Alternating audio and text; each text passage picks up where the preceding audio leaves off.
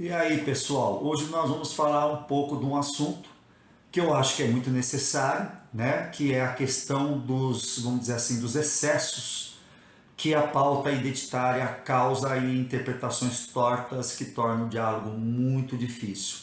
Vamos falar disso depois da nossa vinheta. Então dá uma olhada na nossa vinheta e já já a gente segue com o nosso vídeo.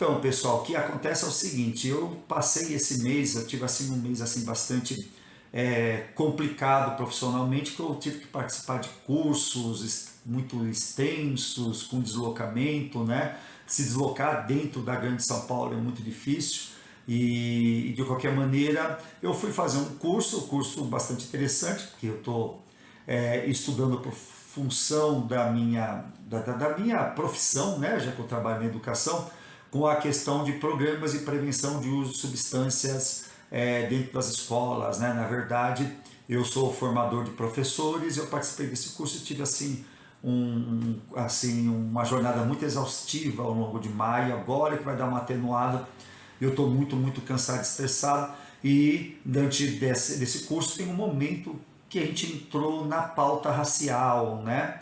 Deixa eu explicar por que disso. É realmente uma necessidade do trabalho de prevenção do uso de drogas, porque a gente entende que pessoas que se sentem desconectadas do coletivo, elas são mais propensas ao uso de substâncias. Na essência é isso. Então todas as pessoas que estão numa situação de vulnerabilidade, elas acabam tendo vivências problemáticas com o uso de drogas. Lembrando que a gente compreende que essa questão das drogas é muito relativa, né? Não é porque uma droga ela é legalizada que ela é menos perigosa do que uma que é interdita e por aí vai. Mas de qualquer maneira, nós entendemos que, baseado nessa teoria onde se passa, né,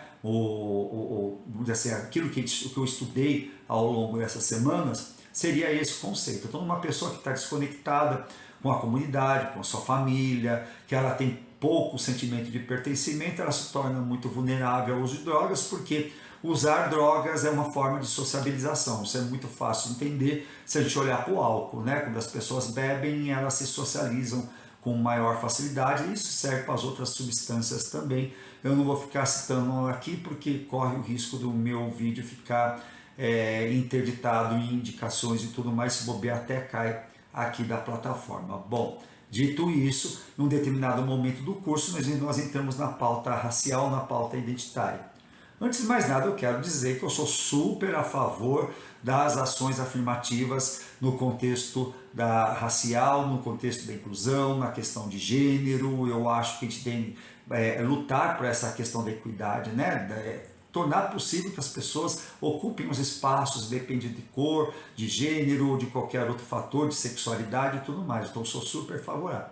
Mas o grande problema é que a gente acaba enveredando, quando a gente começa a entrar nesse assunto, é incrível como a gente envereda pela questão linguística. Foi falado uma série de coisas no campo racial, que eu não gosto aqui de entrar em detalhes, porque daqui a pouco vai ter gente falando, o Marcelo é racista, e não sou racista de modo algum. Eu entendo que as pessoas podem ter atitudes racistas, né? Porque a gente absorve, quer queira ou não, uma série de comportamentos, e eu me incluo nessa, que eu não estou isento de ter essas atitudes racistas, mesmo porque até mesmo as pessoas negras elas podem ter atitudes racistas, ou seja, contrária a si próprias, né? Ao contrário à sua própria identidade. Eu entendo tudo isso. Mas quando você entra no campo da linguística, você tem que tomar bastante cuidado, né? O que eu quero falar aqui hoje é sobre um pouco do capacitismo incluso nesse discurso que eu julgo como sendo absurdo da pauta das lutas identitárias, né? Porque em um determinado momento a formadora que estava ali dando o curso, ela projeta lá por meio do PowerPoint uma lista de coisas que você não pode falar. E lá tem um monte de coisa que tem sua justificativa, e eu concordo, e outras tantas que eu questiono bastante, e no meio uma que é absurda, e eu quero que a gente reflita um pouco sobre isso. Foi dito no curso que não é bom falar a expressão passo a passo. Eu vou repetir. Foi dito que é absurdo a gente usar a expressão passo a passo, porque segundo a formadora, as pessoas que são deficientes se sentem muito incomodadas quando te falo passo a passo, então devo falar etapa a etapa. Então vamos lá, vamos tentar entender isso, aonde que está o absurdo. Então, seguindo esse raciocínio, eu não posso falar assim, ó, me dá uma mão ou eu vou te dar uma mão, porque pessoas que têm deficiência com a mão vão sentir a dor e eu não posso usar a expressão me dá a mão, né? Ou veja isso, né? Você está vendo aquilo? São expressões que podem incomodar as pessoas que são deficientes visual. Ou você está escutando isso daqui? Ou ainda, aperta o passo, anda rápido.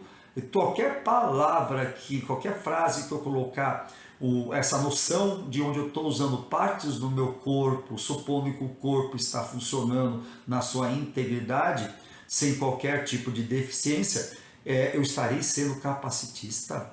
Gente, olha, eu fico olhando para esse tipo de coisa e eu não consigo entender onde a pessoa não para pensar as consequências, gente. É um empobrecimento da língua, é muita falta do que fazer, um monte de problemas. A gente tem aí calçadas tendo que ser reformadas para as pessoas que têm problema de locomoção e a pessoa gastando o tempo e a paciência da gente falando que eu não posso falar passo a passo, tem que falar etapa a etapa, porque as pessoas... Não sei se vocês estão entendendo o meu raciocínio, né? É um negócio assim absurdo. Eu acho assim muita falta do que fazer diante de tanto problema. Eu não sou contra a gente discutir as formas de expressão, as formas polidas de expressão, mas aquilo que a gente fala depende do texto e do contexto, né? Se eu estou usando uma expressão qualquer e não estou usando de forma ofensiva, eu não tenho que ficar procurando nas entrelinhas aonde que está a pessoa que está sendo atingida por aquilo que eu falo. É simplesmente absurdo.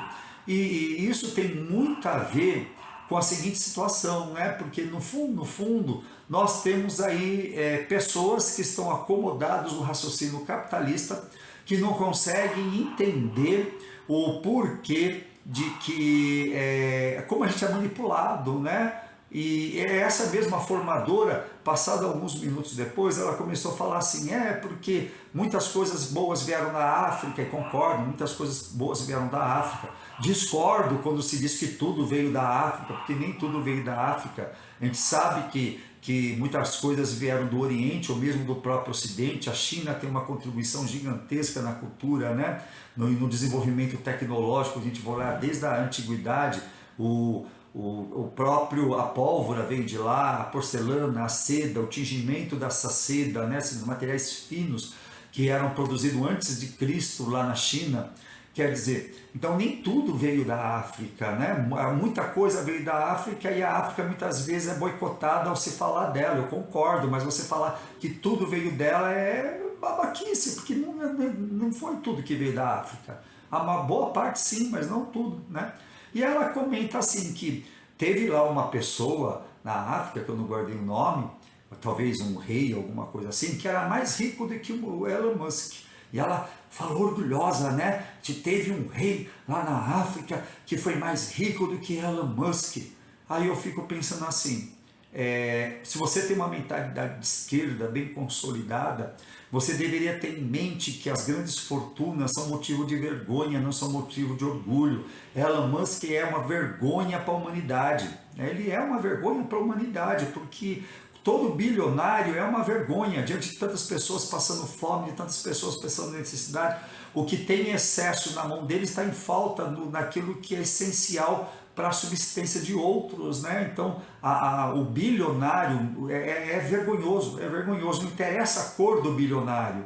A gente vê ela toda orgulhosa, dizendo que teve uma pessoa negra, não sei quando, em que época, ela que era mais rica do que o Elon Musk. Quer dizer, né? Não sei se vocês entenderam o que eu estou falando, espero que vocês não me levem a mal. Eu acho que esse vídeo acabou dando uma condição de desabafo de uma pessoa que passou por semanas estressantes de formação, num curso muito importante, muito interessante, mas nem sempre quem está lá na frente falando é bem sucedido nas coisas que falam, né? E é o caso aí. Então a gente tem que tomar muito cuidado. E o mais curioso, quando eu participo desse tipo de situação, quando começa a se falar da questão racial, que é importante, eu acho interessante como as pessoas fogem dentro da educação na hora de falar de educação sexual.